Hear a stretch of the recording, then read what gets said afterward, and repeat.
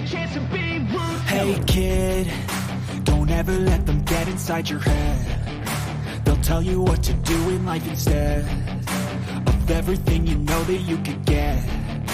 Don't let them guide your life towards regret. I'll fight for what I love with every breath. My past is filled with things I won't forget. I use them all to push me to my best. So treat the worst of times just like a test. If only I could go back in time, I'd tell myself that everything will end up alright. Just push yourself, test yourself, figure out what you like, and find your limits, don't be rigid, always work towards a prime. Surround yourself with open minds, people can change your life. A few friends with intent can help you feel alive. Find a passion, take some action, and with a little time, just be patient, make a statement, try to enjoy your life. All right, what is up, Utah fans? This is Joseph back with the Utah Utes Football Digest, and transfer portal has officially kicked off. I'm sure we'll get a little more than the usual crowd in here tonight. Probably some people interested in Utah football players potentially transferring to their school. So welcome in everybody tonight. Super excited to have you. As we dive in, guys, we're going to go over a bunch of topics. Who's transferring out of Utah, who we want to come into Utah, what are the positions of need for Utah, and we're going to talk bowl game against Northwestern. Should be a ton of fun, guys. As you come in, smash that like button. Also, comment down below whatever topics you want to address concerning transfer portal. Let's hear them. I want to hear what you guys are thinking. Subscribe to the channel if you haven't already. Let's go ahead and dive in. Let's bring on the boys. The boys are back in town. We got Brian Ankrum, a.k.a. San Antonio Ute, with us tonight. And we've got Wild Ute. Awesome crew tonight, fellas. How are you two feeling tonight? Feeling great. How you doing, Joseph? How y'all doing out there? I'm doing great. What about you, San Antonio Ute? How you feeling? Feeling awesome. It was a wild day. It's kind of a fun fan day. You know, I know people complain about the portal, and you know I can be one of them at times, but it makes it fun for the fans. So yeah, isn't it weird that this wasn't really a thing a little while ago? Like this like huge event that we all get so excited. This is like the free agency version of college football. I don't know if you guys follow NFL teams, but like when free agency opens up, it is an exciting period. And same with the transfer portal for college football. Let's go ahead and start by bringing up the players that will be transferring out. Let's take a look. So right here at the gate, we've got Nate Johnson. I think a lot of us knew Nate Johnson would not be back at the end of this year. I mean, that's been news for a little while. We hoped he would have changed positions, but we knew that he was very unlikely to be the quarterback of the future for Utah. Under him, we've got Hayden Erickson, you know, not a super big-time player or anything like that, but, you know, sad to see him go. Darian Stewart, safety leaving. Makai Cope, a guy that flashed quite a bit for Utah at the beginning of last year and then just kind of died off, never really got back in that spotlight.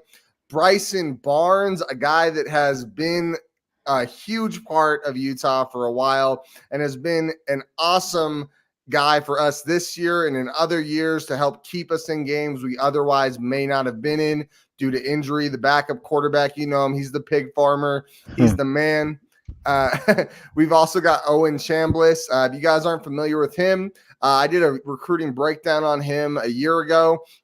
He was a guy that really high athleticism, really like good tools, and looked like he could have been something, but he did look like he needed quite a bit of development. So I'm not sure what happened there behind the scenes. Jocelyn Malaska, a corner that will no longer be with Utah, a guy I was pretty excited about. Justin Medlock, another young linebacker that looked tough, super instinctual, sad to see him go. Fabian Marks, another guy out of here, a tough run-stopping corner. Kenzel Lawler, another guy sad to see go, but never really got in too much for Utah. Same with Jaden Pearson, a guy that was kind of just a transfer player that never really saw much playing time for Utah. So sad to see those guys go. Let's go ahead and start, guys. Why don't we pick two players? I'm sure we'll all have a few of the same people, but let's pick two players and where we think they're going to wind up. Brian, why don't I go ahead and start with you? You don't have to give like super specific, but maybe an idea or a couple programs that you think they could wind up. You want me to start? Am I putting you too much on the spot? Now I can go with one. Okay, go for it. So honestly, I commented on a Twitter post earlier today. One that actually makes sense would be Bryson Barnes to Oregon State. Really? I mean, they lost their 2 quarterbacks today to the portal, so why not, right? That was just a thought I had. I don't even know if it's something Similar that culture to Utah. Wouldn't be shocking. Yeah, I didn't think about it, but it's not a crazy idea. What about you, Wild? Where are you thinking? Who and where do you think they go? I think Nate Johnson is a great candidate to go to a Mountain West school in California. So Fresno State, San Jose State. It just makes so much sense. That's where he's from. He could develop a little bit more. I don't think that he is going to be playing at the new autonomous 4 level going forward. So I think it's going to be more on the G5 front, probably in the Mountain West, going back home. So that's where I would see if he can land. I'm excited to see if any of these guys wind up in the Big 12, just because that's where we're going. And, you know how it is. Usually if a player is transferring out of a Pac-12 school, a lot of times they go to another Pac-12 school, right? I wonder if it'll be the same with the Big 12. I know we're not in there yet, but wouldn't be shocked to see some of these guys potentially go Big 12. I am going to go with Bryson Barnes as well. And I think, which has been all over Twitter all day today, I think it's the most likely spot for him, Utah State. I think that like really is such a perfect fit. Like he's from the opposite side of Utah in small town, but still it's like talk about where he was born to play. Utah State. And I could see him being pretty damn good there. They've been struggling at quarterback the past little while. I know this year wasn't a great year at quarterback, so wouldn't be shocked to see that. Anyone else you guys want to comment on where you think they might go? Yeah, I'll jump in. So Justin Medlock. He's okay. really That's one fun. that I hate to see leaving. I love this guy's physicality, his playmaking ability. He didn't get on a field a ton towards the end of the season a little bit. But if you want to talk about a player that could end up in the Big 12, there's your guy. In my opinion, it's Justin Medlock. Really good point there. Dude, you beat me to the punch. That was the exact same player I was going for. And I was also going to comment on the Big 12 to answer Joseph's question because he's a Texas kid. So that was Brian, where do you think he goes? What school do you think he goes to? Probably like a Baylor or a TCU, I would just say. I'm thinking Texas Tech. He doesn't look like maybe a Texas Tech. Yeah, one of the Texas schools. Good guess. They don't play a lot of defense at Tech, so there you go. Now let's go ahead and move on to one of the topics we wanted to discuss, guys. Who is the biggest surprise for you guys? Who are you most surprised to see go? I will, just throw this out there. I think there were a lot of guys we thought were going to go, and I do think it's good to see that we didn't lose anybody detrimental to this team. But I do want to hear who was the biggest surprise for you guys. Brian, we'll start with you on this one. Probably Medlock. He was getting some playing time, and I think he was going to continue seeing a lot more in the future at Utah. Obviously, with Damuni coming back, I think that really kind of set the tone for both him and Chambliss. And it seems like when he announced, that's when they both kind of decided to hit the portal. But it did kind of shock me a little bit that Medlock left. Yeah, sad to see him go. I was a little surprised with him as well. What about you, Wild? Who are you most surprised about? I have the same type of thoughts as you guys with Medlock. But really, I'm not surprised with any of these transfers, guys. Even like looking at the quarterback situation, we were on a live show 2 months ago, and you brought up, hey, what's the future of Nate Johnson and Bryson Barnes after the season? And we nailed it. We said that he can position transfer, or else he's probably going to leave the program. And so this is no shock at all. If you follow Utah football, like this makes sense. I mean, these guys are looking for playing time, different opportunities. The quarterbacks want some starting opportunities, so they're going to go do that. That's just what happens now in today's college football. And Mac Howard too. Mac Howard, like, I don't know where is he on this list too, because he got into the Yeah. portal Oh too. yeah, I think he's we not lost. on the list. You're right. Yeah, like with three He's quarterbacks that bounced, and like Mac Howard. Maybe he's the most shocking because, like, I mean, we don't know anything about this guy. Like, I would have thought that in camp next year he would have wanted to at least compete a little bit, but nothing here is detrimental to the football team as far as the opportunity to win a Big 12 championship and go to the college football playoff next year. That's the good news right here. Like, these are really good players. news. Absolutely. These are players that we, and especially Bryson Barnes and Nate. I mean, they put a lot of work into the program and stuff, and like all credit to them and everything. But like they're, as far as our foundational players that we need, the most talented players in the team, we've been able to fend off other programs at this point in time, which is great news. Well, and you guys know how it works behind the scenes. There's a lot of like, hey, you're not going to have a spot on this team next year. It's time to transfer out. So I would be willing to guess at least half of these guys that was the case. We don't know who it was and what the details were, but I'd guess. Go for it, Brian. I think Matt Coward was one of those guys. I think he had a really good junior year. He transferred, didn't have a very good senior year, and then we just really never heard from him once he got to Utah. I think he was just buried in the depth there, and there was really no future with the recruits we're bringing in at this point in time, and then Cam Rising coming back. So, I was going to say something else, and I completely forgot once we could start talking about this. So, but anyways, yeah, Mac Howard's one of those guys. No, yeah, Mac, and I think Mac Howard, just because you guys both brought him up, he's more of a good sign. We've been so exceptional at recruiting quarterbacks that a good quarterback had to leave the program. What was it? Go for it, Brian. You remember it? Yeah, I remember. So, one caveat to Bryson Barnes, he is going to play the bowl game.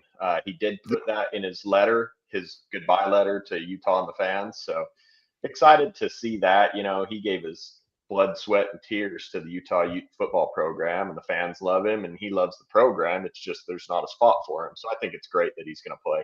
Yeah, to piggyback off that. The Bryson Barnes deserves all the credit in the world. Talk about a guy that has the heart of a champion. Like, he's won so many big games for this program, and like I think that we all need to celebrate Bryson Barnes and like root for him wherever he goes in his career, because he gave everything to this program, guys. Everything. What if he goes to BYU? You know what? I honestly, with Bryson working at Lowe's for so many years and just playing and sweating and stuff and winning games like last year at Wazoo when he wasn't even a scholarship, I don't care where he goes. I really don't. Like, I'm going to root for the kid even if he goes to BYU. That's the kind of kid he is. Like, I don't know how you couldn't, right? Not versus Utah, of course. I mean, we're going to trash him. But wherever else he goes and wherever else he plays. Yeah, we can root for him to do really well, but BYU to still lose at the same time. So absolutely. Yeah. This is a good point by AJ Spicknall. He did a much better job than Brewer. Who didn't do a much better job than freaking Charlie Brewer? Dude, what a failed experiment. I'm going to give my biggest surprise real quick before we move on. And mine is actually Makai Cope. It's not shocking, but we saw some flashes from Cope. And I was under the impression that the coaching staff would work him in more this year and build him into a good wide receiver. I really thought we saw some things from him that had me really excited. I'm kind of sad to see him go. It doesn't, who knows what's going on behind the scenes. And I'm not saying this is Cope. I'm just saying, who knows what the personality problems are? Like, we don't get to see any of that stuff, right? Like, there could be deep-seated problems behind the scenes on why some of these guys are leaving, but sucks to see some of these guys go. Hanson says, I think some of these guys are putting out feelers. If they don't get anything same or better, they may come back. Do they have a scholarship left? That's the thing I would think. I mean, like, if you announce, I'm not sure that you really have a scholarship on the Utes anymore. If you announce, though, like I think Brian was hinting at this earlier, I think if you announce and you don't actually put your name in the portal, like you don't actually register to the portal, you don't lose your scholarship. Is that accurate, Brian? Well, I mean, let's look at Mekhi Bernard last year. He put his name in the portal. and then withdrew it, and he's back with the Utes this year. So he was also a star, though. Like, yeah. he was a guy they wanted back, right? It wasn't like they were pissed that yeah, he put his name for him. but so it depends on the guy, right? Like, we Yeah. don't know behind the scenes if they kind of urged some of these guys to go, or if some of them were like, man, we would really love for this guy to stay. Those type of guys, if they want to come back, you know there's going to be a spot for them, like maybe a Justin Medlock or somebody. Mm-hmm.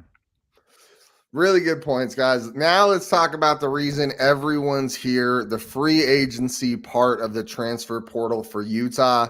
What are the positions of need for Utah? I want us to play this as fun and as detailed as we want to get, guys. I'm going to kind of let you run with it. And I think would be really fun is maybe 2 positions that you would put as like primary needs, right? Like, I don't think we have anywhere that's just a wasteland of talent where we don't have, right? Like, that's not a thing on Utah. We're a deep roster. But 2 positions you'd really like to see us address, and then maybe 1 or 2 you think aren't primary needs, but that we could use a little more depth and talent there. Wild Ute, let's go ahead and start with you. And why don't we all go 1 position at a time? We'll round robin it. I think that'll be fun. You know what? This is the most obvious, but it's the most glaring, and wide receiver is absolutely it, right? Like, I mean, especially after losing Vele, he announced for the NFL draft today. You guys, what we need on this team, and like the questions that we need to be asking ourselves is, what do we need to win a college football playoff game?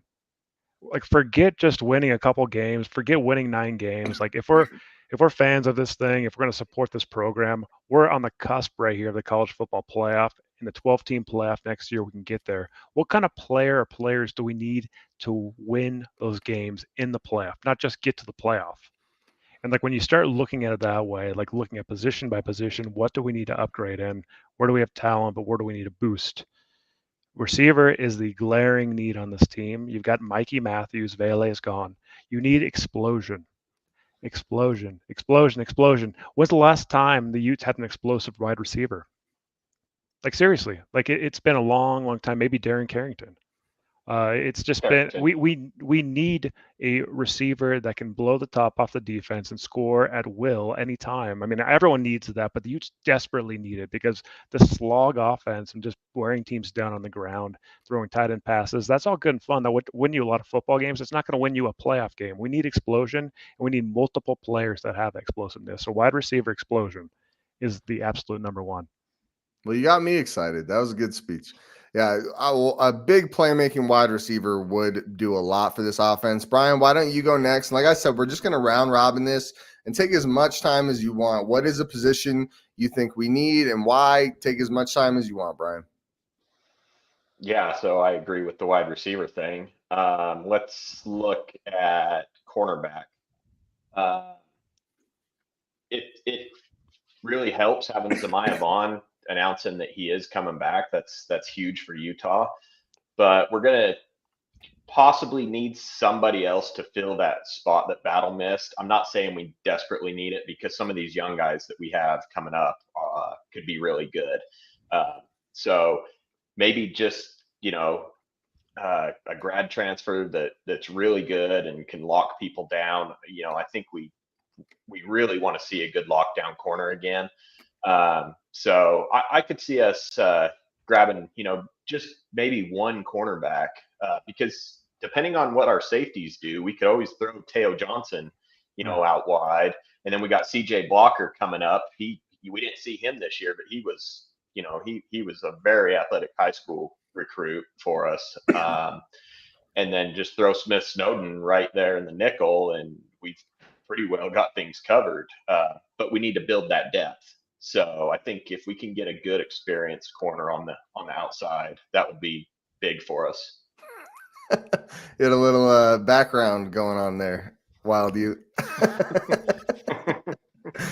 Yeah.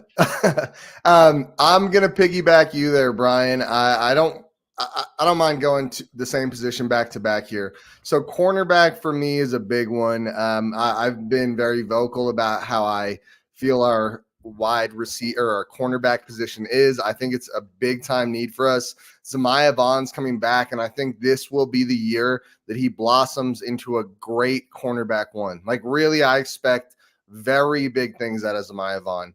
What I think will happen with cornerback 2, though, is just to give you guys some details. I'm not going to say any names, but one of the guys playing cornerback 2 primarily last year, not the one that left, the one that's staying. I don't want to be all Riddler. Those of you that know can know who I'm talking about. There were 184 cornerbacks that played 200 plus coverage snaps last year. Out of those Power 5, there were 184 Power 5 cornerbacks that played 200 plus coverage snaps last year. Out of those 184 cornerbacks, the corner that is going to be playing cornerback 2 for Utah was dead last by 5 points for PFF coverage grade out of those corners.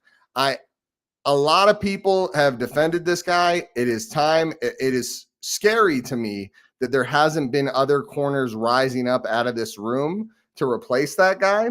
I think this is, for me, a big need for us. I'm totally not trying to be negative about this guy. That's why I'm not saying his name, but it is a huge issue for this team. I really hope to see us at least bring someone in for competition similar to Miles Battle last year.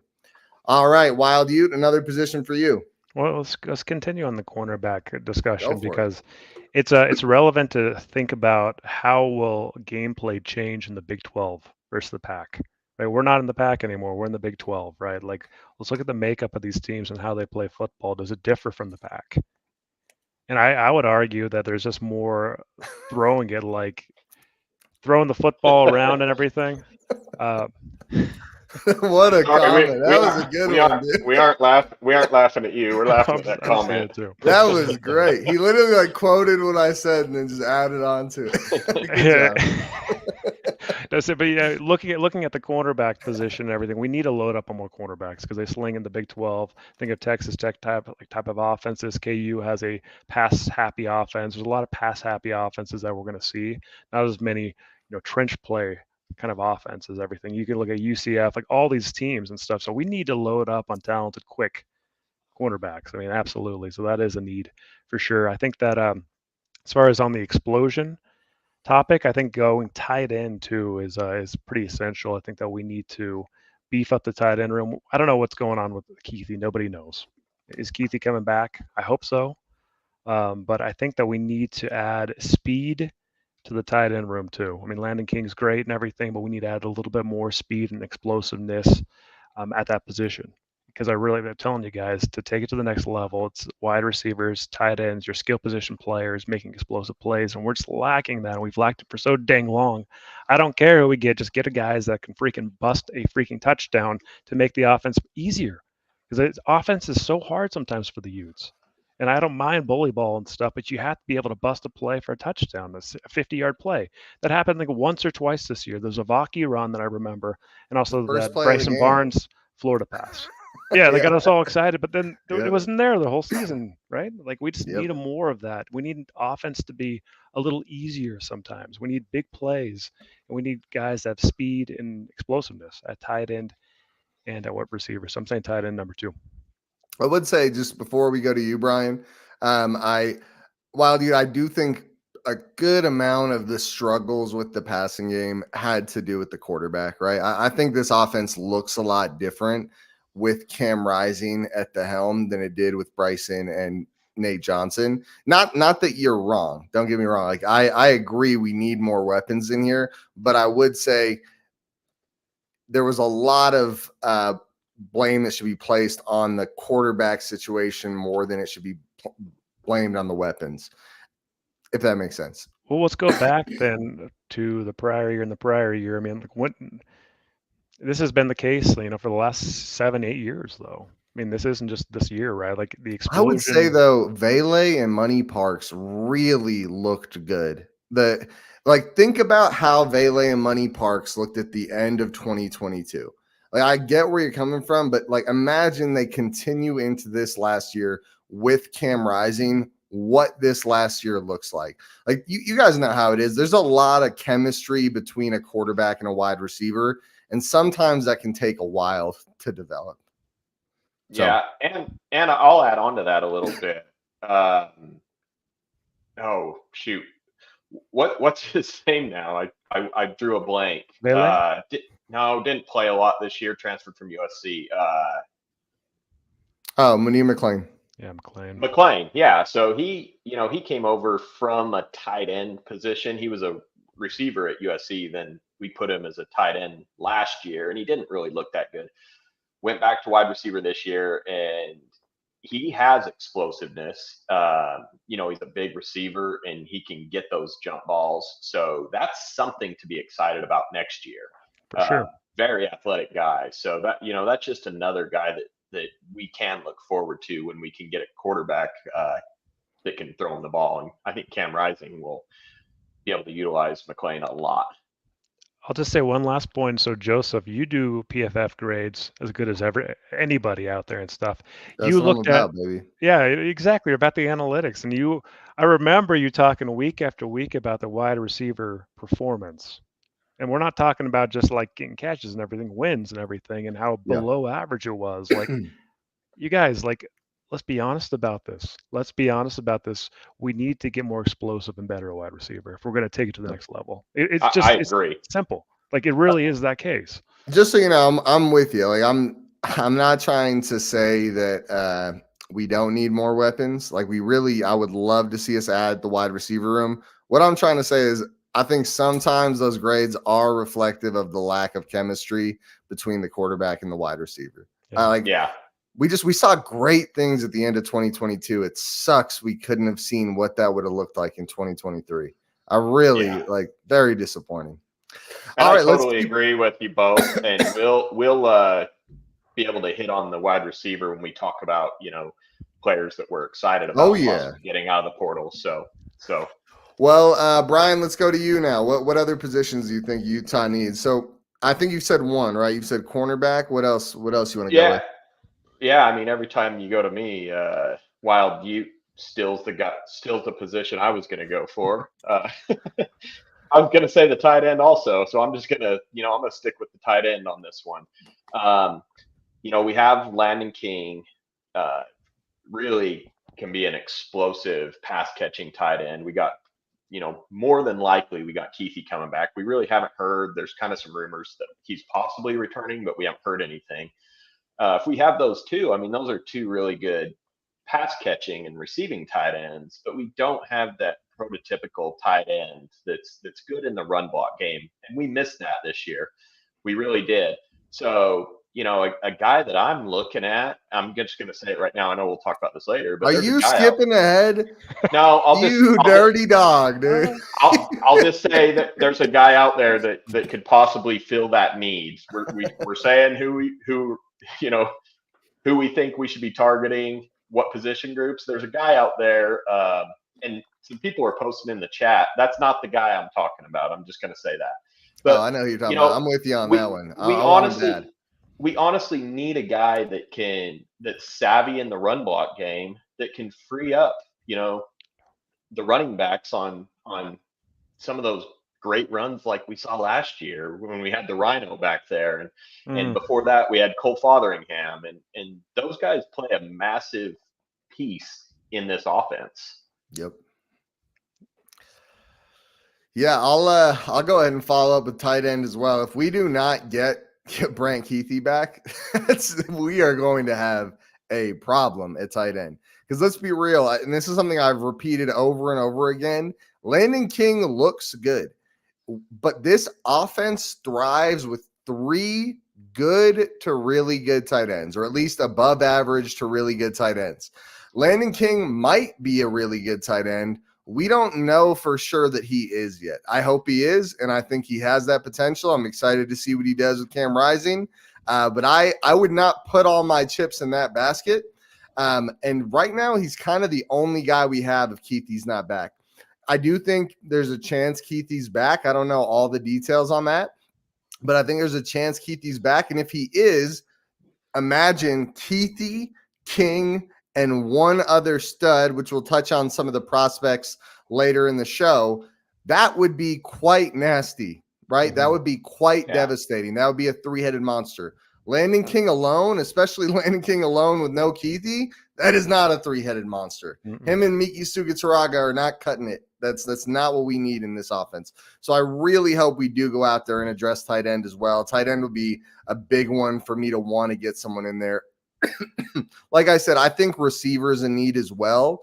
But I do think tight end's probably the most important for me. It's what we do well. Can I add on a little bit? Nope. Landon King is also, well, I'm going to. So, I mean, Landon King is also going to add weight this offseason. I mean, it just couldn't happen quick enough this year.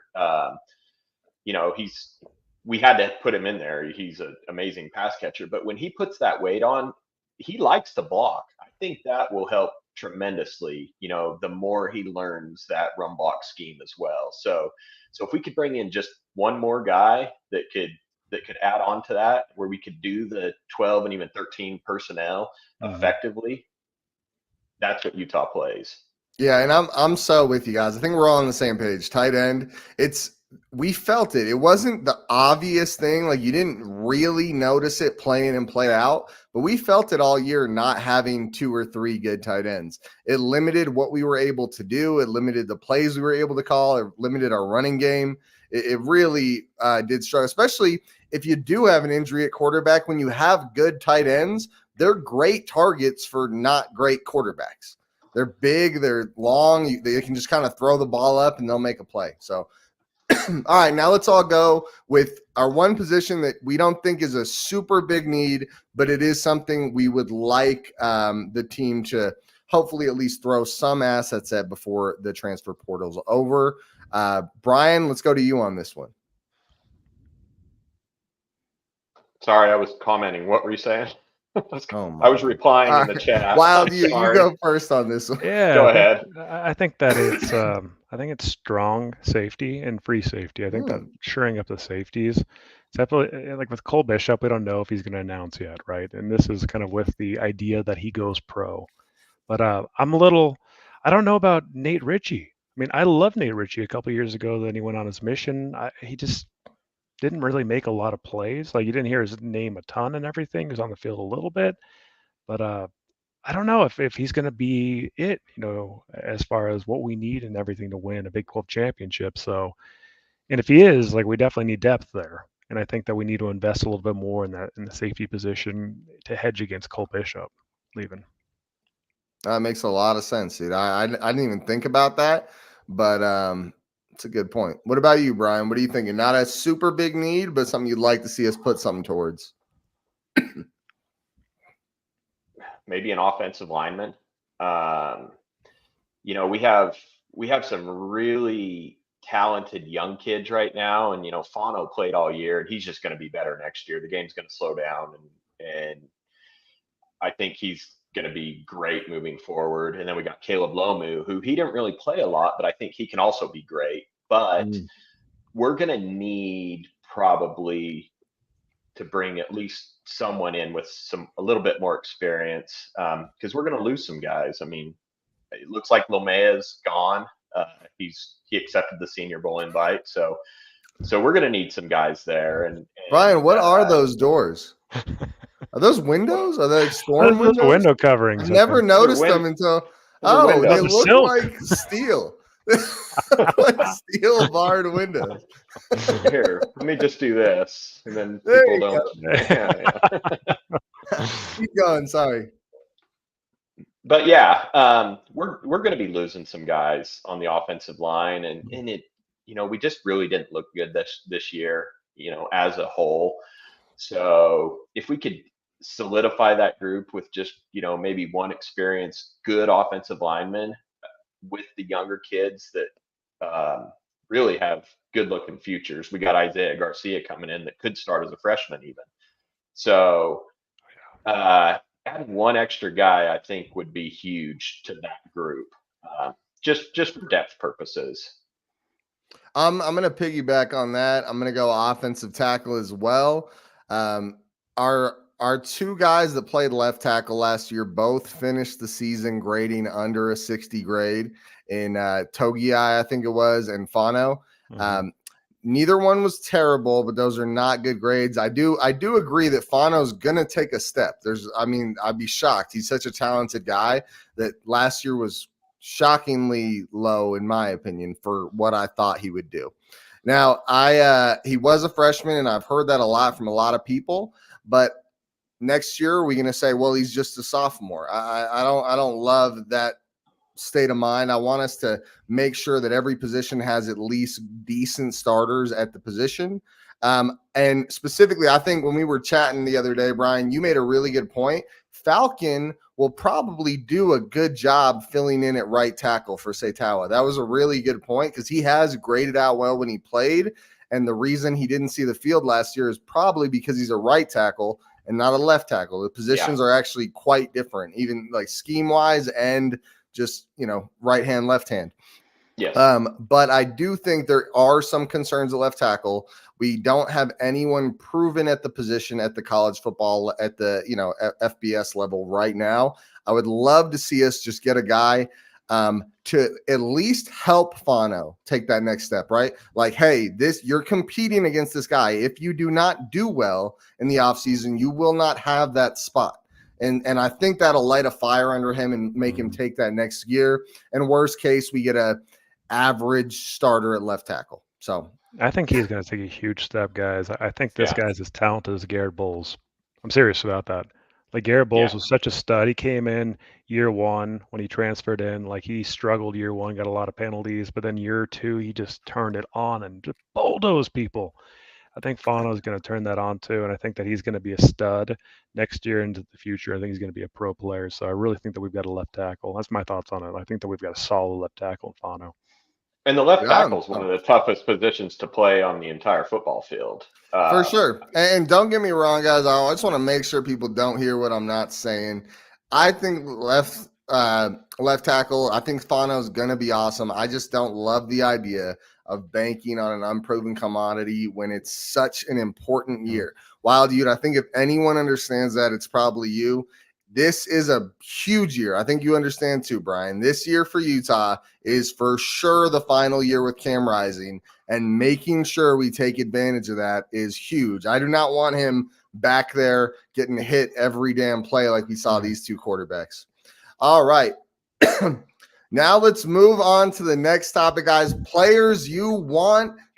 We can make this as wild, outlandish. It could be players that are really realistic.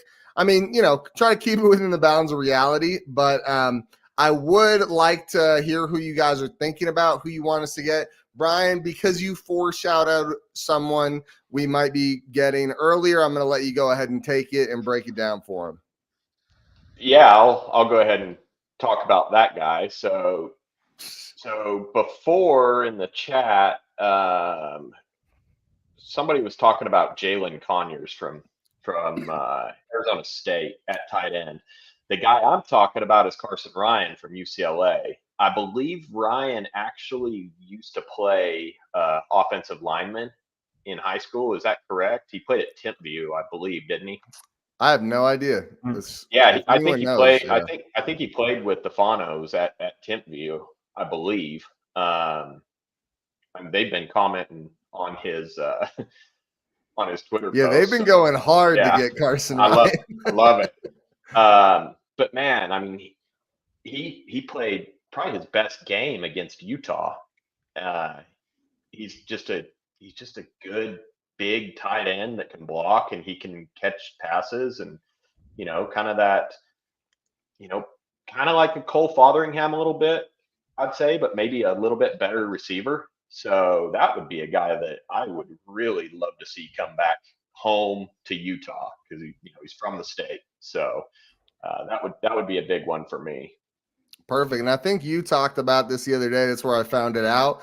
But he's the highest graded tight end in the West, if that's correct. Holy smokes. Yeah. He's legit, man. Carson Ryan's no joke. Yeah, you look at the 2023 grade, that's a good grade. 72 is no joke. But 83.3 in 2022, that's super good. I mean, this is a guy that could be like when we're talking about getting an elite or a good to very good player at tight end to come in here and help make this offense click. This is a guy, Brian. I'm glad you brought him up. Anything you want to say about him, Wild Ute? Let's get him. Let's get the bag. Get the bag ready and bring him in. Look how balanced the guy is, dude. Look at these grades. His receiving grade's good. His run blocking grade's good. You know who that reminds me of? That reminds me of like probably Keithy. I mean, like I'd say like the receiving grade that was great was usually Kincaid, but Keithy just real well rounded. And I mean, I just love us having the potential to get a super balanced guy like that. Dude, that's like one of those Iowa tight ends right there, where they're just super well rounded. How many catches did he not have, come guys? to Utah? How many catches did he have last year? Let's see. I'll pull it up. He didn't have a ton. I'm just wondering, like, what? I got you. We're doing some live analysis right here. I mean, do you guys want the show to go smoother, or do you want to know this guy's grades or his numbers? Here, just keep talking. Move on. I'll look it up on my end. Perfect. I'm gonna pull up all the PFF numbers too. So not only will we see his receiving numbers, but we'll see a little more detail. All right, so check it out. Not crazy receiving numbers. This is something I noticed when I checked them out. In 2022, only 82 yards, and in 2023, only 205 yards.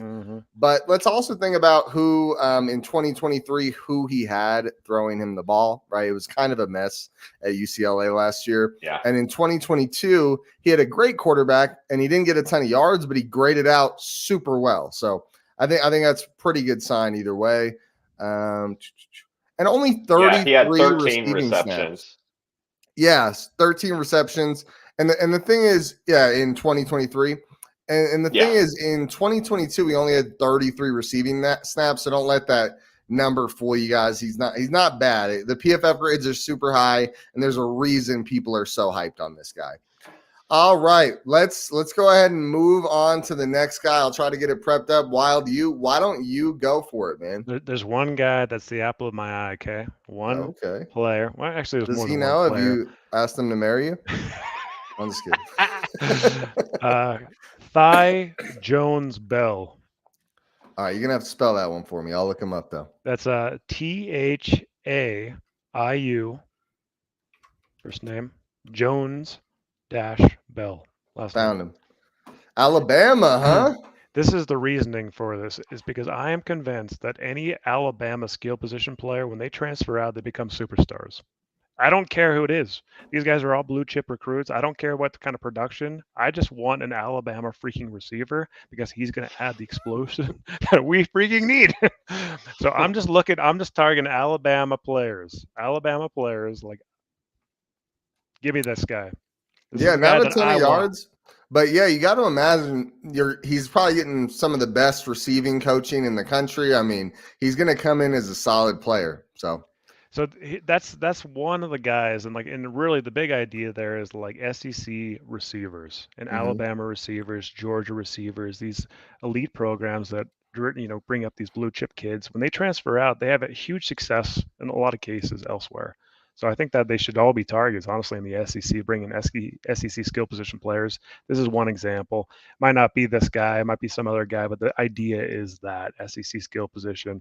Here's the guy that I really, really, really want, okay? And I'm not even sure if he's going to be back in time for this cycle. It might be next year, actually. But there's a guy that left us last year and broke all of our hearts, Walker Lyons, guys. You remember that name, Walker Lyons? Tight end. We thought that we had him. He didn't really leave us, but hey, I thought we had a commitment. He didn't decommit. I know. I was just so sold on the kid. I loved him so much that I wanted. Yeah, I wanted him bad. Yeah, he was a good he decommitted from Stanford, huh? He decommitted from Stanford. He was flirting with the Utes, and we had that massive year for the tight end, and then.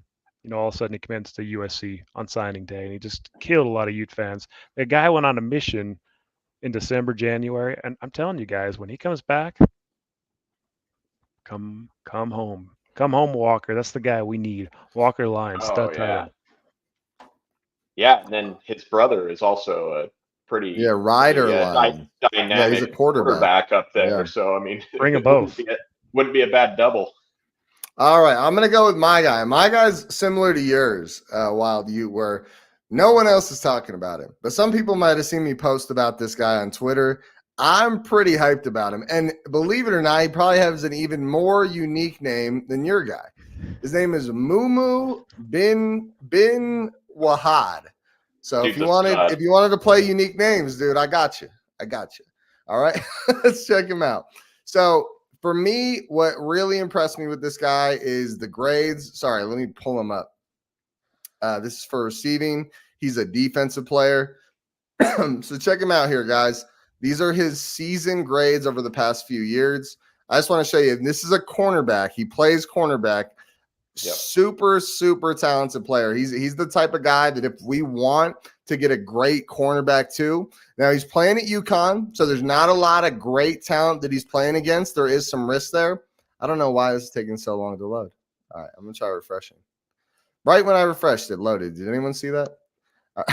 All right, here we go. So check it out. A 79.1 grade. PFF was bragging about him on Twitter, and I saw him talking about him. It was something crazy, like he hadn't allowed a touchdown and something like really impressive. And then I looked him up. Check that out, guys. A 79.1 with a coverage grade of an 80.4. You got to think he's playing quarterback 1 right now, guys. He's legit. We get him in this defense playing cornerback 2.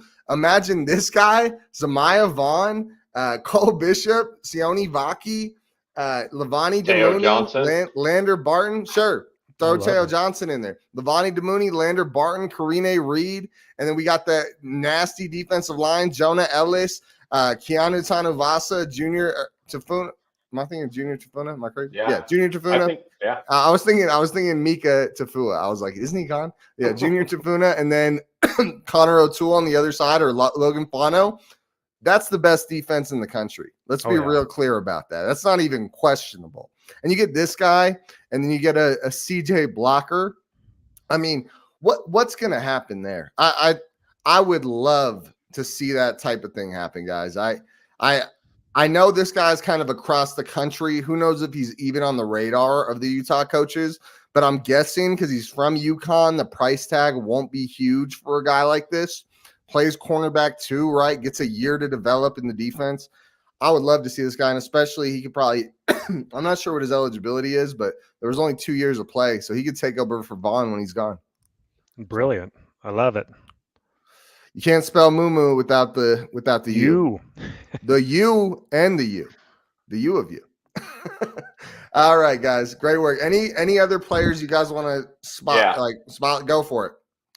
Yeah, so I only did one, and this one's going to be right up Wild Utes alley. Electric. Raleek Brown, USC transfer. Oh, hell yeah. He could play running back. He can play wide receiver. He's just an electric athlete. He's a former 5-star guy, and he just is one of those guys that got buried in all the talent at USC, where they can't, they distribute it through amongst the talent basically. And with Caleb Williams leaving, I think he just, he saw his way out at the same time, and he didn't get a lot of run, and he should have. I mean, this guy is an electric athlete. And I think he's setting up an official visit to Utah from what I saw on Twitter today, if I remember right. I don't know if he's set it up yet. I don't know if he's set it up yet, but yeah, Utah, Oregon, and one more. I can't remember who the other is, but there's 3 schools that he's looking at right now. Utah's on his list. And Raleek, he even said, I'm a running back that can play receiver. So he likes to be a weapon, right? So that's a really good sign. I feel like that's the type of tool we could really use in this offense. We could use him anywhere we want to use him. So I think the third school, I think it's Texas A&M, if I remember right, which Texas A&M is kind of in shambles right now. So they don't really spend money on NIL, Texas A&M. Well, yeah, they're real penny pinchers, dude. They spend a lot. They just lose the players after 1 year. So yeah. Oh, did you guys see? Speaking of guys we'd want, I didn't mention him because I don't think it's realistic, but he was like the number 2 player in the 2022 class. Their defensive lineman that's transferring out. I don't know how realistic that is. That guy's probably going to want a bag like $5 million. I don't know what a D lineman gets paid in the portal, but number 2 player in the class, and he's coming from A&M. Someone's going to pay that guy a lot of money. Yeah, he's a D tackle, and he was a beast coming in. Did you guys see the Nebraska coach Matt Rule's comments from a few days ago? Yeah. So everybody, Matt Rule was in an interview, and he said that if you want a quality transfer quarterback in the portal right now, it's going to be at least $1 million, $2 million, and likely more NIL money to bring them over. So really, these guys are getting paid multi-millions. He even mentioned this. This shocked me that some players in college football in this season made $6 to $7 million by themselves. Some players, he didn't name them, but like that's real stuff that's going on. So these 5-star transfers, like this D tackle from Texas A&M, he's going to get like a $5 million bag. It really is. Yeah, yeah. That is realistic. I don't. Who knows? Wouldn't you? What an opportunity it would be to go behind the scenes and see what this looks like. Like really see what the NIL boards look like. Like this guy wants 700,000. This guy wants 300,000. Like I would love to see. I bet you it's just like the NFL where it drops off quick. Like there's like those players that really make money, but then it's like it goes down real fast. So I would wonder what a guy like Sione Vaki would get offered. Like what would you guys guess? Gosh. Just like throw out a number. What would that number be? Like he's really good. I don't know if I'd put him up like he's not Marvin Harrison or something, but he's really good. What do you think someone would pay for a guy like Sione Vaki? I'm serious. Between 500,000 and $1 million, I think. That's I was thinking the exact same thing. Somewhere between 5 and $1 million. Yeah, like around $1 million mark. I'm with you guys there. I mean, like he is valuable. Like running back or safety, like whatever you want to play him at. He's a Swiss Army knife. Or nickel, like he played last year. Yeah, I mean, hey, another guy though that is someone to look out for is this Deion Burks kid from Purdue. Yeah. So this kid is in the portal right now. He's gotten a lot of snaps for Purdue. He's a stud playmaker. He's got some explosiveness too. And yeah, Brian, do you know anything more about that kid? So I've been watching this kid a lot today. He's getting offers from pretty much everyone in the country, unfortunately. But I do know that Utah has offered. So there is that. But yeah, he's getting it from everybody. He's an explosive receiver. Wanting to get out of Purdue, and he's going to find a home for a lot of money. Let's check him out here, Deion Burks. I was looking at him earlier. Let's pull it back up. So some of these guys, when you look at the PFF grades, if they warrant a starter, it's hard to take too much from it. When it's like 20 snaps, you really don't know what you're getting out of that. Like that could be close to what he is, but it also could be nothing. I don't know why these are taking so damn long to load. That's because everyone's looking at the grades to make their bag offers right now. Yeah, I bet you PFF is getting a lot of traffic right now. That's probably true. Yeah. Yeah. That and 24/7 are just getting lit up. Or did he get no snaps? Is he no? Yeah. So he. Oh wait, I'm looking at defense. That's why nothing's coming up. That makes sense. All right, so check it out here. Okay, so he actually played a lot. I was wrong. So he actually played a lot. He just had an average grade at receiver, but this is where I would love to get your guys' opinion. So that's a very average grade, and it's on 813 snaps. So I'd say that's a fairly accurate grade, right? We talked earlier about how we want these big. This is what I was talking about. It wasn't that he had a small sample size, it's that it was an average grade. Wild Dude, I'm going to go to you because I want to know your opinion. When you see that, what do you think? Because I would say for me, it's not exactly the same, but it kind of reminds me of Micah Pittman last year. If we were to bring this guy in, I know Micah was coming off injury, but it's like a guy that hadn't shown a ton yet, and there was some upside there. But I would just hate to, if we really want to go big at receiver, is this really the guy? I'd love to hear what you think. I think that you need to look at the stats and have a realistic view of it too. I think that we all, including myself, look at the eye test as far as explosiveness. I mean, really, how do you measure that? I mean, you can measure 40 time, a cone drill and stuff at the combine, but really, can he bust away? Can he run away from defenders? Does he score long touchdowns? I mean, I watched a little tape on him before we came on, this kid, and he just was making big play after big play. Like I get highlight reels are like that, but when you're doing the Big Ten, That's a different animal right here. And so I think there's a little bit of just watching that and like that old school, just watching someone like the player, like this guy's jumping out. He looks like he's on a different planet, at least on these few plays. So I think there's a blend of like, the analytics piece and also just the eye test. All right, and real quick, guys, we're going to keep talking about players we want. We're going to break down the ball game here in a little bit. I hope you guys are appreciating the stream. Smash that like button and make sure you guys comment along with the chat. We want to hear what you guys are thinking. I'm trying to block Wild Ute as much as I can with the comments. So I'm just kidding. It's all good. It's all good. But make sure you guys comment with us.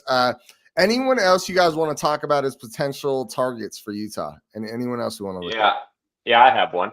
Another wide receiver, because I mean, obviously, we need some wide receiver help. Ashton Kozar out of Oregon. So I've already looked at it. No snaps, so don't even worry about it. Yeah. He was a true freshman this year. Yeah. So he just committed last year to Oregon, but he's a Dallas Fort Worth area kid, if I remember right. So us going to the Big 12, I mean, it would make sense. Yeah. And there's familiarity with Utah being in the Pac-12. I would love to see this kid show a little interest in Utah. I think he can be a very, very good player in the future years. I mean, he was a kind of a mid 4-star kid, wasn't he? Mid-90s recruit out of high school. He has a ton of potential. He just, he true freshman at Oregon, and the team they had this year, he wasn't going to get playing time. So there was something he didn't like there, whether it was just being away from home or whatever. But and maybe going to the Big 12, and his family could never see him. Who knows? But maybe the Big 12 is the ticket to bring a kid like this in. He plays a lot like Vele from watching the tape a little bit. Size he's wise, 6'4", 6'5", I think. And Brian, you nailed it earlier. I think that, hey, if we have to pony up all the money for one receiver, like if we have to just go all in on everything, I think it's Raleek Brown, because I think that he is going to play receiver, a slot receiver, and we're talking about explosion. That guy is explosion to a T, right? Like he converted to wide receiver this last year, and it was kind of a rough, conversion. He didn't produce as much at this year as the year before, to my knowledge, and everything. But as far as a kick returner, explosion, Raleek Brown's the kind of player that the Utes desperately need, and I love that we're going after the kid so hard. That's the kid that we need to get. All right, I want to go into one other player, and I think it's a player that might fly below some people's radars, and that is going to be another tight end. I know he's rumored to possibly go to Utah, but I think he could be a huge target, a very exciting target for Utah, and that is Jalen Conyers, guys. Check out these grades, and I want to point out this grade. In 2023, the Arizona State quarterback situation was a joke. And for him to pull off a 70.5 grade with that quarterback situation, just so you guys know, that's like 5 to 7 points higher than any tight end in our room last year. And then before that, in 2022, this guy got an 80.8 grade both years, 350 plus receiving yards. I think if we're talking about guys that we could get, I think Carson Ryan is this huge, everybody wants him. I think Jalen Conyers could be a really good get for Utah. There's only one bad year for the kid grade-wise, and it's his first year, and it's on no snaps. So I would really like to see this guy possibly go to Utah. Honestly, if Keithy doesn't come back, and I know this is kind of saying we're getting all the candy from the candy jar, but if Keithy doesn't come back, King, Ryan, and Conyers, that is a deadly tight end trio, and I don't think it's impossible because of how Utah runs their offense. I think there would be a lot of tight ends that understand what Utah can do with 3 tight ends and 2 tight ends, and they'd be excited to come here. What do you guys think about this guy? He's definitely producing. Where's his pass or his run block grade? Let me pull it up. This is receiving grade. This here is the offensive total grade, but this is just showing his receiving. Let's go to his run block. $56. Oh. I would say that's not, when you look at how tight ends get graded for run blocking, that's not that bad. Tight ends they are pretty critical with tight ends. I don't think Keithy or Kincaid were much higher than that. I would love to have 3 tight ends, Keith E. King and one of these guys we're talking about. I think that would be awesome. Like we can play the kind of football that we want to play in the Big 12, and this guy as a receiving tight end primarily. I mean, he is a stud receiving tight end, and I mean, he would really make an impact. So yeah, I agree. great target. I would love to grab another tight end as well, and if we can't get Carson Ryan, then Jalen Conyers is the guy that we go for next, in my opinion. But number one overall, still with me, is Carson Ryan. Cool. And I would say for me, I think after looking more into Conyers, I'm pretty excited about the guy. I would be really excited to get either one of these guys. And when you look at Conyers, when you talk about racking up receiving yards, he's a bit more proven than Ryan is. Like Ryan grades out really well. And I don't get me wrong, I think they're both really good. I would just say we get either one of them, I'd be pretty damn excited. All right, let me pull this up here. We are going to talk about the bowl game. Anything else you guys want to talk about transfer portal or targets or anything like that before we start talking about Utah versus Northwestern in the Vegas Bowl? I think it's fair to bring this up. There's been a lot of smoke. It's not even really smoke. I think it's just made up BYU stuff about Baki transferring to BYU. Yeah. It's all over social media, X, and let's just talk about that. Have you guys heard anything about Baki considering going to the Cougars? Not a thing. Yeah. So, what about you, Brian? No, I haven't. Besides the BYU crew. Yeah, that's about it. So I wonder, is anyone in here from a different team that's interested in a Utah player? If anyone is watching the stream and you're from like a different college and there's like a player on Utah that you're looking at, I would love for you guys to comment who you're looking at below, and maybe we could provide a little insight. Because you got to think, people are probably super excited about Nate Johnson. Like, imagine like you're not a Utah fan. You see Nate Johnson in the portal. You're like, oh, my team would kill it with Nate Johnson, dude. If we got Johnson, it'd be over. Or Bryson Barnes. Yeah, he's going to take us to the title. Yeah.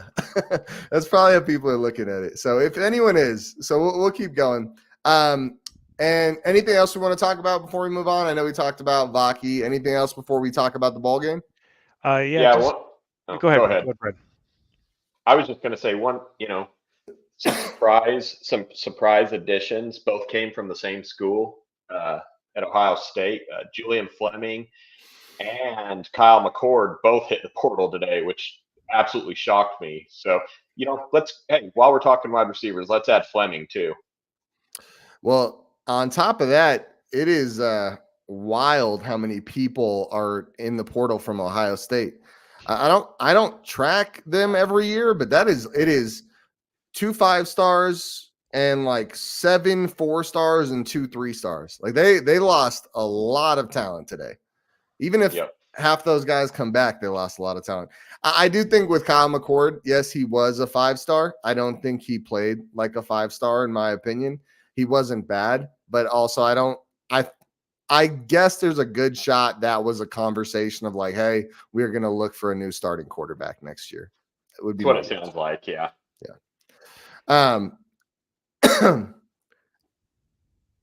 Anything else before we talk about bowl? Sorry, I'm not trying to skip ahead. I want you let's talk about what you guys want to talk about. So I'm curious from your guys' perspective in the chat too. Do you feel uncomfortable about a Utah player that we need that might be considering going to a different program or putting their name into the transfer portal? Like, is there somebody that's like on the cusp there that like we need to hold on to, that you guys have a gut feeling that might just announce or something that could really be detrimental? That's what I'm curious about.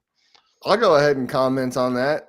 You mentioned him earlier, and it's not a transfer portal guy, but it's an NFL guy, and that's Cole Bishop. I think it would be a huge hit to this team if Cole Bishop was not here.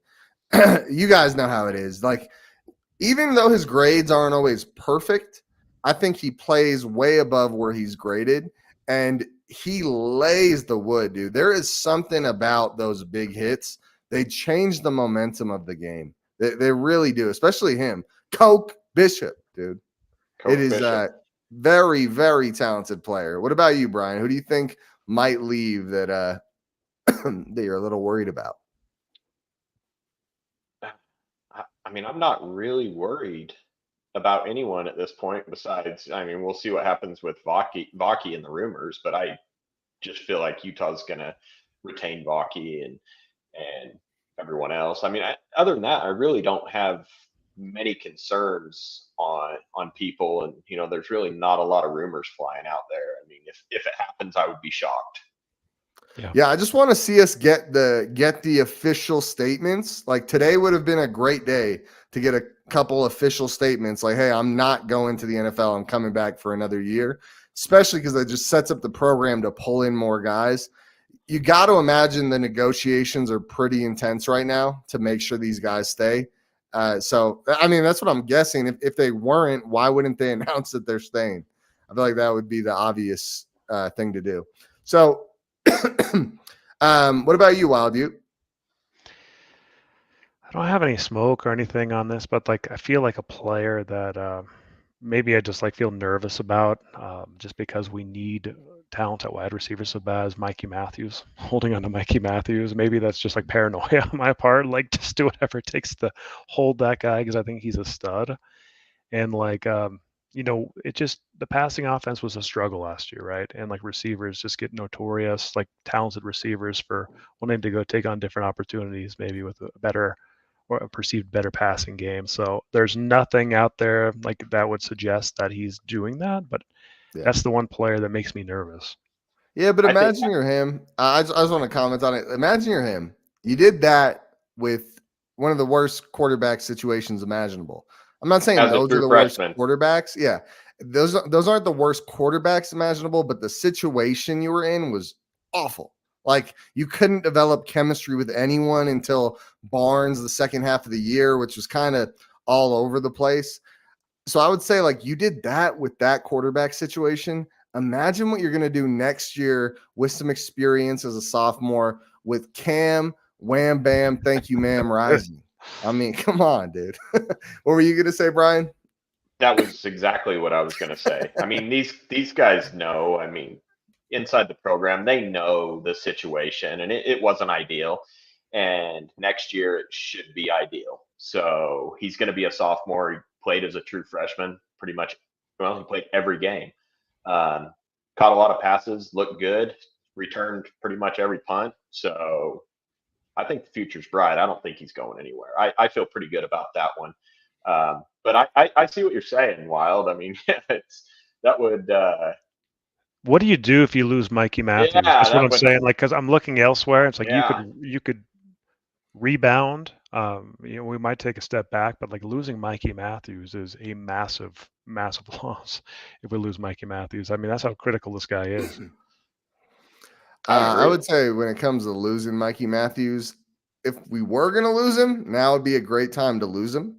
And not that I want to lose him, but it's like then we could get really aggressive in the portal. I think if we lost Mikey Matthews, that'd be a reason to get really aggressive for a receiver because you're expecting Mikey Matthews to at least be like a really good number 3 or a solid number 2. Like that's kind of what you're expecting from Matthews this year. So if we did lose him, that'd be a problem. I would say that is just a general concern. We do not have a number 1 wide receiver. I mean, where are you guys at? What do you think happens with number 1 wide receiver? Do you think we bring someone in? Do you think someone steps up? I'd love to hear you two comments on that. I would say that I would love to bring in a number 1 wide receiver. I think it's hard to find those in the portal, and they're like, I want to be really honest, they're expensive. Like we need to be really honest about this is free agency. We play semi-pro ball, at this new A4 level and everything. And like NIL is such a big part of this that you really need to have the funds to bring these players in and the opportunities. It feels to me like the transfer portal there's not really a lot of development that the players are looking for. It's more like the cash and the opportunity. That's my thoughts on the transfer portal. So I don't know how much like NIL funds the collective's going to be able to bring to the table, but I think it's going to take a lot to get a number 1. Yeah, and I can see that for Utah, that being such a turnoff. A guy like just wants money, not interested in development. I could see that big time. Not a good culture fit. What about you, Brian? What do you think we do at number 1 receiver next year? Yeah, I think it's going to be really hard to bring a number 1 type wide receiver out of the portal, just given what happened this year. But like I said, players can look past that because they understand the situation. But just in the years past, in general, Utah hasn't utilized the wide receivers that much, but it's because we don't have them. So, I mean, with a Cam Rising, maybe we can, but I don't think it's going to happen. Where I'm looking at is development, and if we can get Xavier Jordan in, man, that would be huge. I still feel pretty good about it. Just there's some real smoke, reading the tea leaves, and kind of following this kid. I mean, I'm excited. It's still in play. So straight up, who wants to go to USC next year? Like, talk about a program that went from tons of hype to like, what are they going to look like next year without Caleb Williams? Could they? And they're in the Big Ten. Mm-hmm. I mean, think about who they're about to go against.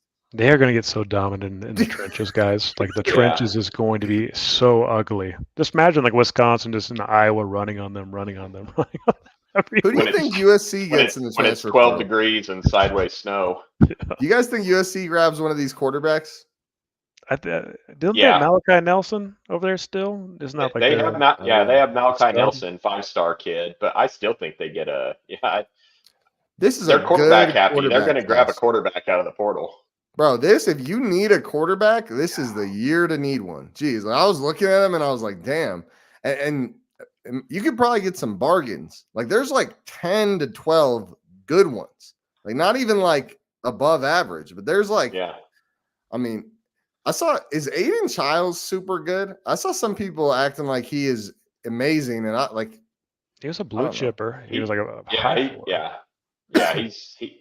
he's good. He's the top rated right now in the quarterback portal. Guess. I mean, I saw that and I was like, what in the world? Like, he's a blue chip prospect, but it's like, look at who's behind him. Like, look at the list of guys.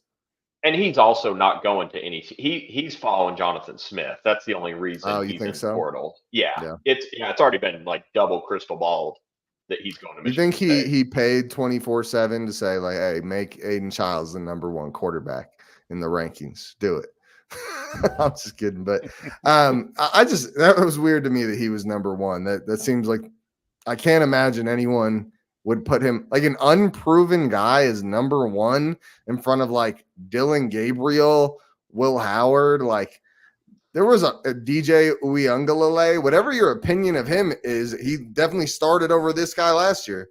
Like, like, weird to see him ranked higher than all those guys. All right. You guys ready to talk bowl game? Let's do it. Yeah. All right, let's do it. Okay, so Utah is playing Northwestern in the Las Vegas Bowl, guys. If you are hyped for the game, make sure that you guys smash that like button. It is going to be a ton of fun, and I hope if you guys are going, let us know in the chat. We are going bowling. Let's talk about it. Let's just start with some initial thoughts. Brian, why don't you go first? What are your thoughts, Utah versus Northwestern? Just overview. Initial thoughts. I mean, I would have rather have Maryland, but Northwestern, they had some major issues this past year. Coach got fired, the hazing scandal, just a really black eye to the program. They kind of overcame that a little bit in the Big Ten and became bowl eligible, which, credit to them. And I don't even know who the interim coach is or the head coach right now, but credit to him for bringing that group together. It's such a tough situation. But they're kind of like they kind of remind me of a less talented Iowa team. Fairly decent defense, fairly strong defense, very poor offense. So that's kind of why I think a little bit less talented Iowa team is my thought process on this. And we probably will get into here in a few minutes, get into a few matchups. So I won't speak much on that, but that's my initial thought. All right. What about you, Wildy? What are your thoughts? Just overview of the game. I think back to December 31st of 2018 when I think of this football game, and that is the Holiday Bowl loss versus Northwestern, a 31-20 defeat to the Northwestern Wildcats in a shocking game. I cannot believe we lost a freaking bowl game. Oh, that was an ugly game to watch, years ago. And I want sweet revenge on Northwestern here. They're a 7-5 football team. I think Brian absolutely nailed it who they are. They are Iowa, but probably a lesser version of Iowa, right? I mean, Iowa's actually offense is pretty horrible, so maybe a little bit better than that. But their defense is a little bit worse.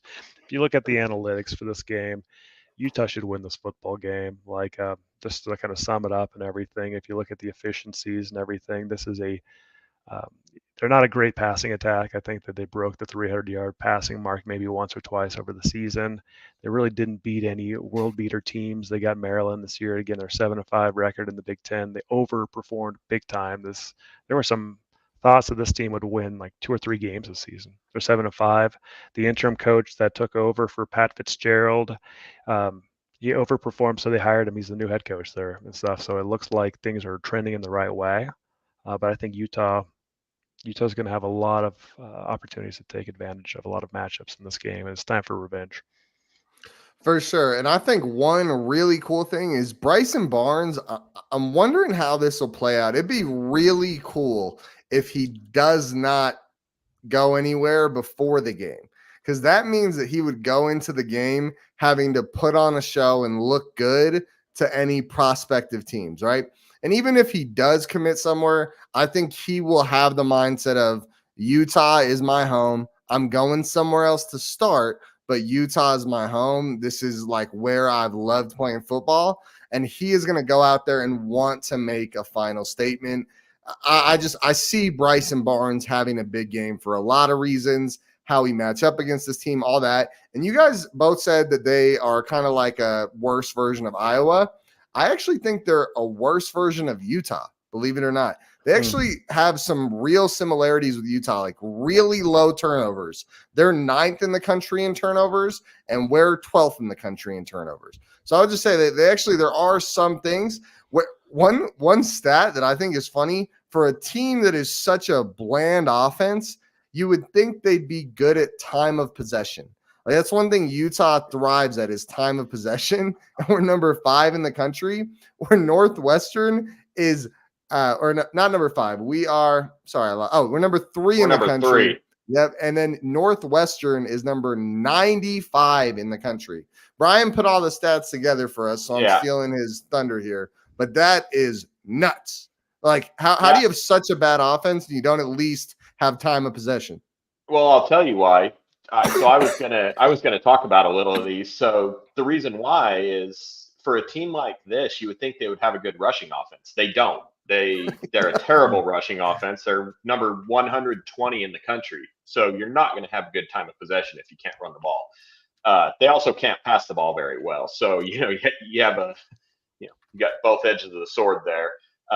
So one thing I just want to talk about was the rushing offense versus Utah's rush defense. I mean, we're a top 5 rush defense in the country. I think we're actually like number 5 in yards per game.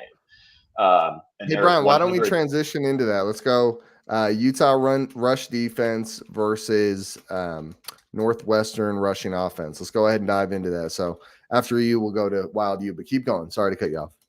Yeah, so I mean, they can't run the ball. They're 120th in the country rushing offense. Utah is number 5 in the country rush defense. One thing I will throw a little caveat here. We don't know who's going to play this bowl game for either team. I kind of have a feeling Utah will have almost everyone. I really do this year. Don't know who's going to play for them.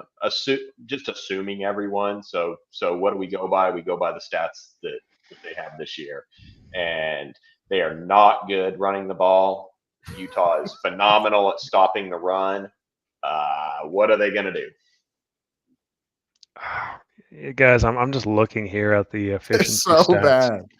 the efficiency stats. I'm just going to read these off to you, okay? So so overall efficiency, Northwestern is 65th in the country. Offensive efficiency, 82nd. Defense efficiency, 63. And hey, the special team is number 18. I honestly, I don't know how they won 7 games. Yeah. And like if you look at the I agree. scores, like they Yeah. won a lot of close games, guys. Like in it's stupid to disparage opponent. I'm not trying to do that and anything. It's gonna sound bad, but like you kind of wonder that. We should win this football game. Run the ball. We'll run the ball down their throat. Okay. The Yeah. Utah game plan. So since you're talking about running the ball, let's talk about that. So Utah's rushing offense. Well, let's spend a little what is it? before we move that. We'll talk about that. I just want to spend a little bit of time. Let's dive into it. So their rushing offense versus our rushing defense. I think it's going to be a dominant one. Do we have offensive yards per attempt on here? Is it on here? No. What's that? The rushing yards per attempt. Yeah. For so offense.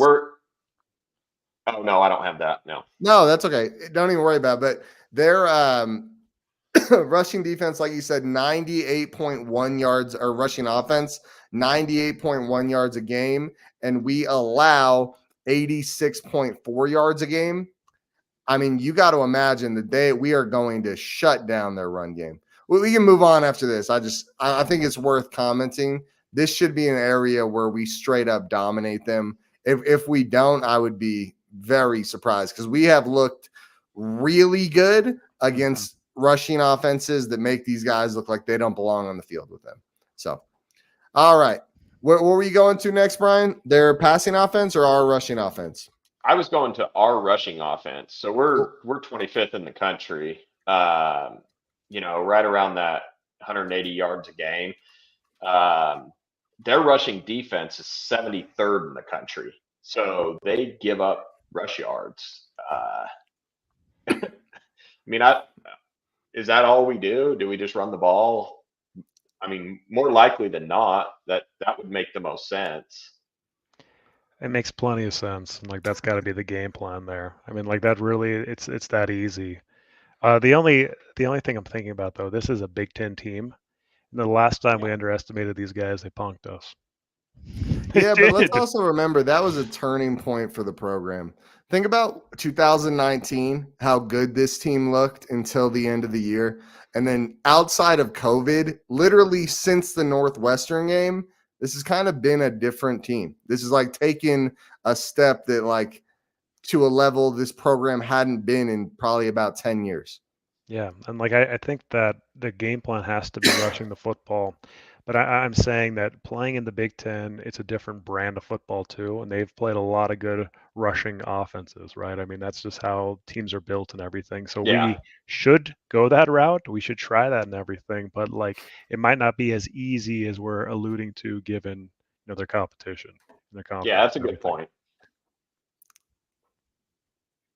Joseph's like, no way. Honestly, I'm trying not to be like people clip this or whatever, but I looked at this because I messed around with the numbers before Brian put them together, and I really think we're going to dominate these guys. I would be like, there's a reason we're a 9.5 favorite. Like that's a huge favorite on a neutral field. Like that's huge. We're talking about Utah's rush offense versus Northwestern rush defense. What kind of day do you guys think some of our running backs have? Let's start with JJ. What do you think JJ does in this game? Go ahead, Brian. It just depends. Like Wild was saying, it just depends kind of what our offensive line can do against that Big Ten defensive front. I mean, so yeah, he has a point with that for sure, because those teams were built, around the trenches. So if our offensive line can move them around a little bit, yeah, I absolutely see JJ running for probably 120 yards this game, and Jalen Glover just looked good every game, from the second half of the season on, kind of all season. He just kind of progressed. He's starting to figure things out. Things are slowing down. Last game he looked fantastic. So it'll be a mix of JJ and Glover, and JJ's probably going to get 120 yards, and I could see Jalen Glover pushing 100 yards, 80 to 100 yards probably. Yeah, I'm with that. I would love to see Jalen have a huge game. Imagine what that does for momentum going into next year if Jalen follows up with another big game. What about you, Wild? What do you see those guys going for? Yeah, I think that Glover, I want to see Glover at 100. I really want to see it. Like, and I think that he's going to get a lot of carries. JJ, I want to see 100. I want to see 100, 100. I want to see Vaki at 100. I want hundreds all around here. Yes. Give me It's Vegas, 300 baby. yards, 100 each. Now, like, And we want to see Barnes with 300. I'm switching the gears seriously, now. right? Like, I mean, this is a team that might give it up, right? And like, while they are a Big Ten defense, like I wonder. I haven't looked at the talent composite, but I would bet Utah has a pretty significant edge in talent composite. Yeah. In this game, as far as like historical recruiting rankings on the squad. So I think that we're a more talented roster than these guys. I mean, clearly in a lot of ways. But I would love to see multiple 100-yard backs. I want to pull that up since we're talking about it. I think that's a really thing, like a big thing to always like consider and stuff in these type of games. Any big game is the talent composite. Oh yeah, our talent composite is far and above Northwestern's. I can pretty much assure I have you. no idea where Northwestern's talent composite is. It's more of an academia school, so they don't get the high-end recruits like some of these other big 10 schools get. But they're a school that's like a Stanford that can put together a really sound football team. Obviously they don't give up a lot of turnovers per game. They're a smart team. They play together. That's what I see out of this Northwestern team. Yeah, they're actually not as low as I would think. 52nd, and then Utah's 33rd. So not a crazy talent disparity. Yeah, but I would say Utah, if it's it's close, you always lean Utah. Like we're always gonna think about who we play with way more talent than us, and we beat them. Like it's usually we're lower talent in the Pac-12. Lost my train of thought there. Oh, I also wanted to say when it comes to they're playing in the Big Ten, so they're built around stopping the run and running the ball, right? I also want to point out the Big Ten, like there's a reason their strength of schedule. I looked it up before. I think it was 60 something. There's a reason their strength of schedule isn't super high. The Big Ten is really top heavy. Like the Pac-12 was so deep this year, and the Big Ten was not super deep this year, and it usually isn't. So I would say, like, these numbers, like, when we're looking at these numbers, you got to lean Utah in these numbers pretty hard.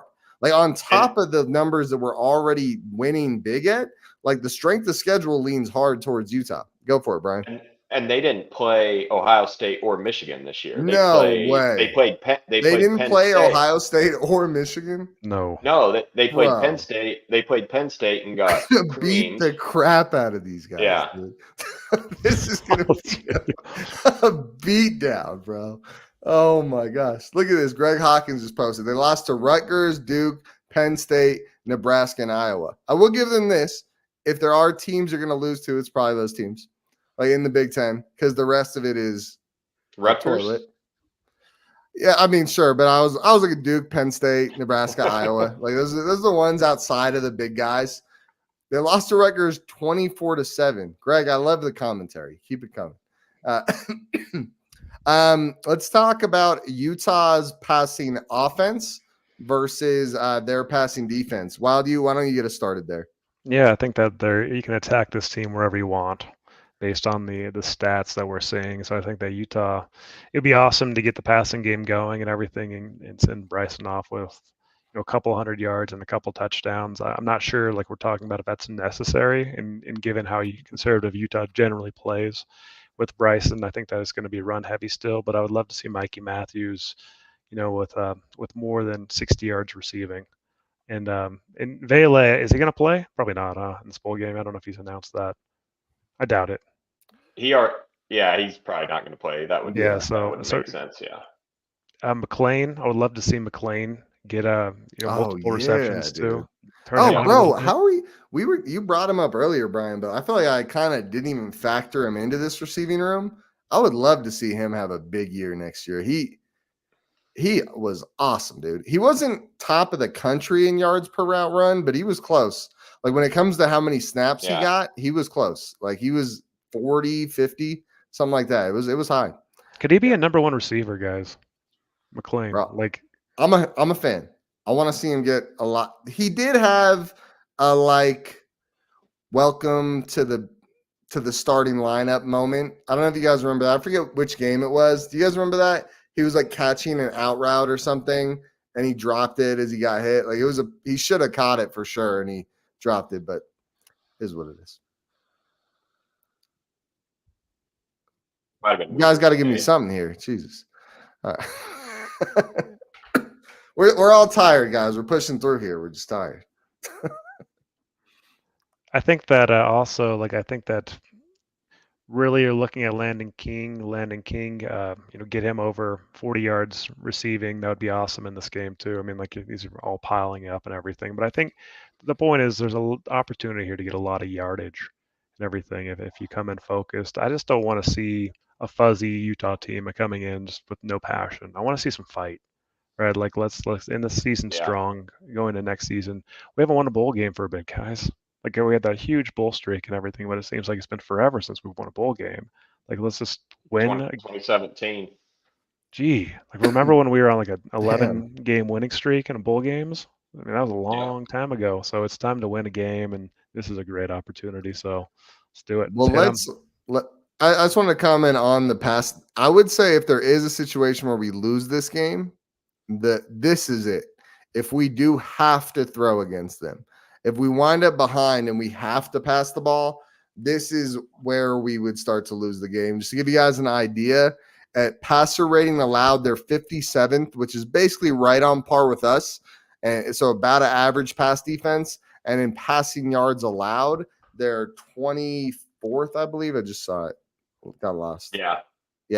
24th at 194.2 yards per game. And when you think about how much we've struggled, all season, is something I've pointed out is our bad games were against good defenses. Mm-hmm. When we played a good defense where we were going to struggle to move the ball, that's when we lost the game because our offense just could not do it against a good defense. So I would say if we do lose, it's because of this. It's because they get up and we can't throw the ball against them.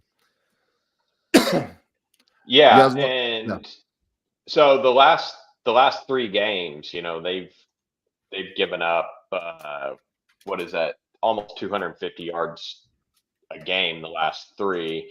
I was just trying to look up who they played the last 3 games. It looks like it was Purdue, Wisconsin, Illinois, and Wisconsin. Yeah. So you got to think though, before that, Iowa. I mean, does Iowa even throw the? I don't even know if they throw the ball. That was a 10-7 game, Iowa versus Northwestern. Yeah. Really? Yeah. So they played Maryland. Tagovailoa throws the ball quite a bit. They have a pretty good passing offense. Nebraska, no, they're basically Iowa. You guys think Matt Rule will get Nebraska back? Do you think he'll get them to be a pretty good team? I do. I know they're he's decent. a good coach. I think he is a good coach. Time. It's going to take time. I'm curious. I haven't paid attention to the recruiting. We'll see what happens in the portal. But that's a good question right there with Rule. It seems like that's a sleeping giant. They've been down for so long. I don't think they've made a bowl game in forever, guys. 10 plus years or something crazy. Nebraska. Not a good team right now. Yeah. Or at least they're down so bad. They are down so bad. Well, if you guys were taking a head coaching job, how would you look? Exclude the new Big Ten, right? Like USC, UCLA, Washington, Oregon. But the current Big Ten where it's you got Iowa, you got, a couple good teams. Then you got the real, this, it's a clear top. Penn State, Ohio State, Michigan, and Ohio State and Michigan are clearly better than Penn State. But as we learned last year, Penn State's really freaking good too. How would you view that job? Would you look at that as an attractive job? Because if you can crack it, you're there. But that just seems like a tough top tier to crack into. As far as Nebraska goes? Yeah. Well, yeah. If you were for Nebraska, yeah. Yeah, I don't picture it as basically a job that you're going to retire on. It's hard to have a program that was once there and then they fell off, and then it seems like they kind of have a stigma on them at this point, and nobody wants to go there, and it's hard to get good recruits and good coaches to follow you. It's just a tough place to be. I think I wouldn't want the job. I mean, obviously, if it's a stepping stone job, absolutely, but that's a tough place to build a program and end a career. I think at this point. Yeah, like I know I'm 30, and so I can tell you I do not look at Nebraska as some prestigious program.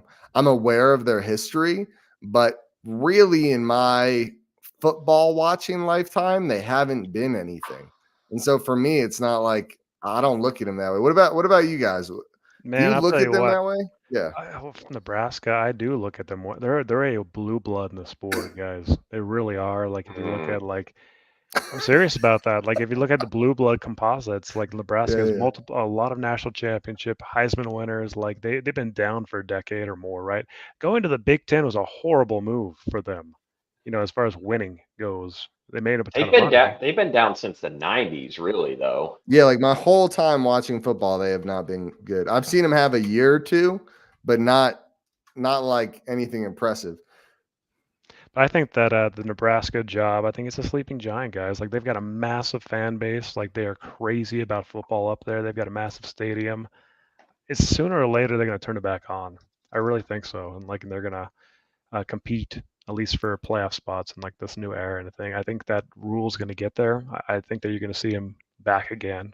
But I remember them like watching football and stuff. They were the dominant team in the '90s, and when I was first watching college sports, and like as a Kansas State Wildcat fan Yeah. too, like they were a challenge, right? In the old Big 12, they dominated the old Big 12. Like I believe the Big 8 before that too. They in Oklahoma were like the programs, right, in the nation and everything. The SEC was like nothing. It was like Yep. freaking Nebraska and Oklahoma for a long time, but that is not reality today. But I think that they have so much support there, and fanfare, and like I would imagine their collectives are just crazy that they're probably throwing bags out there to players. Yeah, and I think you and I are the exact same age. We've talked about this, and I remember seeing Nebraska dominate. In the '90s, growing up, like '90 to '96. I mean, Mm-hmm. they were dominant, and then they just fell off. And now I really don't picture them as a blue blood. I don't even like to call them a blue blood, just because they've been down for so many years. And yeah, they've had a few decent years, but it was never to the point where they're making serious like BCS or New Year's Six bowl games. Well, and I think it's what can happen is you can be a blue blood and have some bad seasons, right?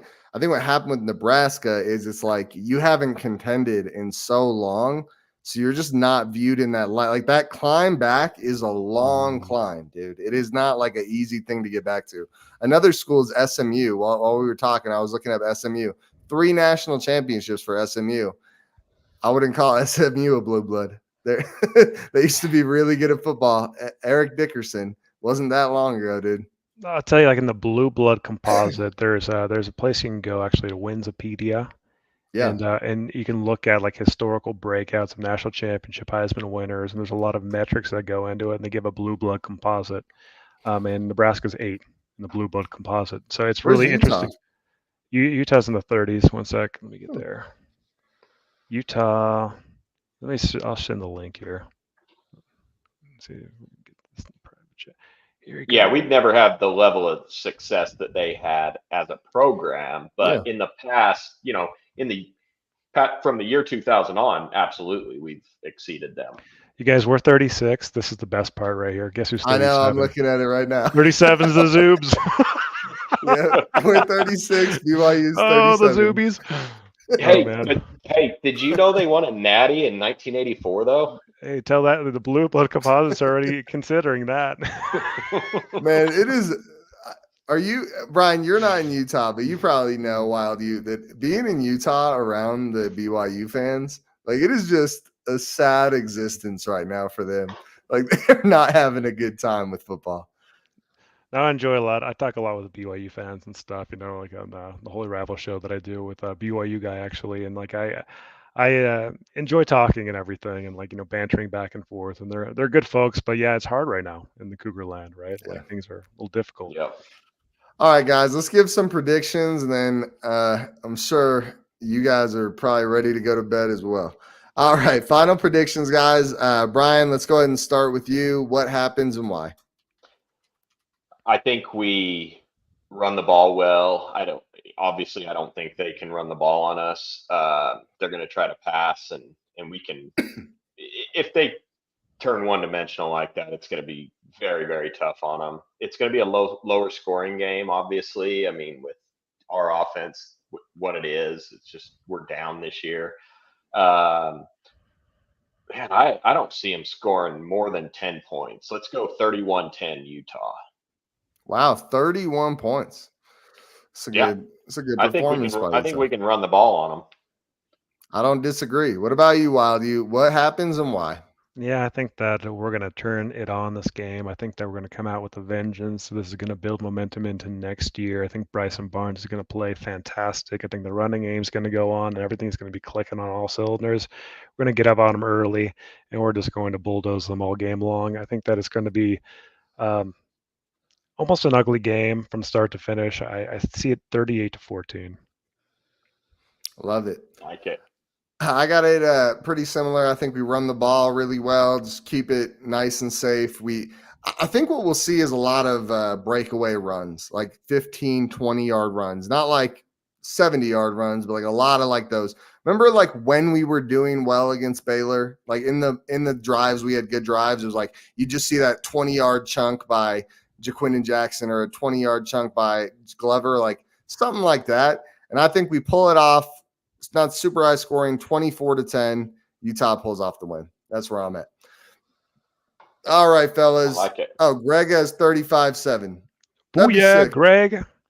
It'd be sick to shut these guys out. I don't think that's an impossible task either. I think we could shut them out.